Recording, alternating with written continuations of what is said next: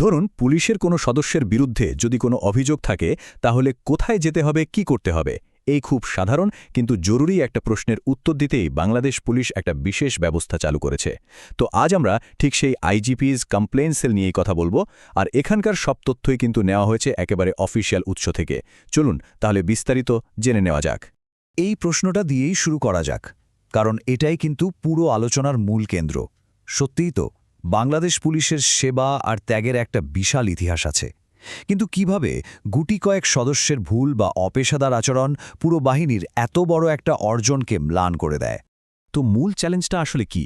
একদিকে যেমন পুলিশের একটা গৌরবময় ইতিহাস আছে, তেমনি কিছু সদস্যের অপেশাদার আচরণ বাহিনীর সুনামের উপর একটা বড় প্রশ্নচিহ্ন তৈরি করে। চলুন এই বিষয়টাই একটু দেখি।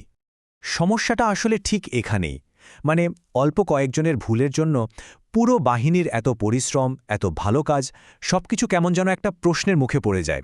এই প্রভাবটা কিন্তু আসলে অনেক বড়। আচ্ছা, এবার একটু ভুক্তভোগী সাধারণ মানুষের দিক থেকে ভাবা যাক।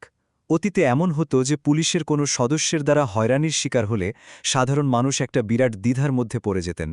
তাদের মাথায় তো একটাই চিন্তা ঘুরপাক খেত, যে অভিযোগটা আমি করবটা কোথায়, কাকে বলবো, কে আমার কথা শুনবে, বা কোথায় গেলে আমি সঠিক বিচারটা পাব। এই দ্বিধাটাই ছিল অভিযোগ জানানোর পথে সবচেয়ে বড় একটা বাধা। কিন্তু এই যে এত দ্বিধা, এত অনিশ্চয়তা, এর একটা আনুষ্ঠানিক সমাধান কিন্তু এখন রয়েছে। ঠিক এই সমস্যাটার কথা মাথায় রেখেই একটা বিশেষ ব্যবস্থা চালু করা হয়েছে। এর নাম হলো আইজিপিস কমপ্লেন সেল। সোজা কথায় এটা হলো বাংলাদেশ পুলিশ হেডকোয়ার্টার্সে থাকা একটা বিশেষ সেল। এর প্রধান কাজই হলো পুলিশ সদস্যদের যে কোনো অপেশাদার বা অনৈতিক কাজের বিরুদ্ধে অভিযোগ নেওয়া এবং অভিযুক্তদের বিচারের আওতায় নিয়ে আসা। আর সবচেয়ে গুরুত্বপূর্ণ বিষয় কি জানেন? এর সহজলভ্যতা। এই সেলটা কিন্তু ২৪ ঘণ্টাই চালু থাকে। এর মানে হলো দিনের যে কোনো সময় একজন নাগরিক তার অভিযোগ জানাতে পারেন। কোনো নির্দিষ্ট সময়ের জন্য অপেক্ষা করতে হবে না। তাহলে এই সবচেয়ে জরুরি প্রশ্নে আসা যাক, অভিযোগটা দায়ের করার উপায় কি? চলুন এবার সেই পদ্ধতিগুলোই ধাপে ধাপে একটু দেখে নিই। দেখুন, সাধারণ মানুষের সুবিধার জন্য মোট 4টা পথ খোলা রাখা হয়েছে। চাইলে সরাসরি পুলিশ হেডকোয়ার্টার্সে গিয়ে অভিযোগ করা যায়, আবার কুরিয়ার বা ডাকযোগে চিঠি পাঠিয়েও অভিযোগ জানানো সম্ভব।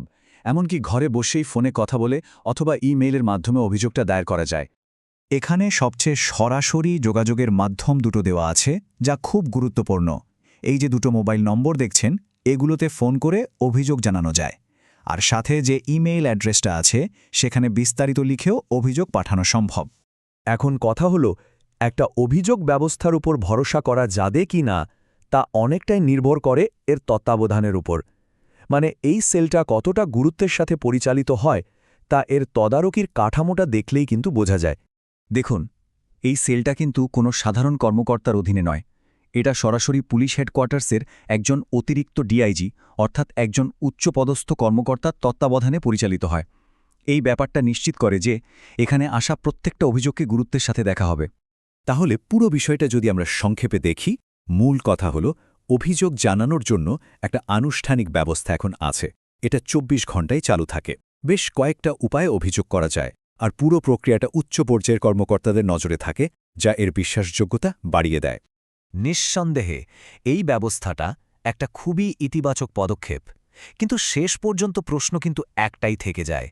এই আনুষ্ঠানিক চ্যানেলটি কি আসলেই নাগরিকদের ভরসা অর্জন করতে পারবে? এটা কি পুলিশের মধ্যে জবাবদিহিতার সংস্কৃতিকে আরও শক্তিশালী করতে পারবে? এর উত্তরটা হয়তো সময়ই বলে দেবে।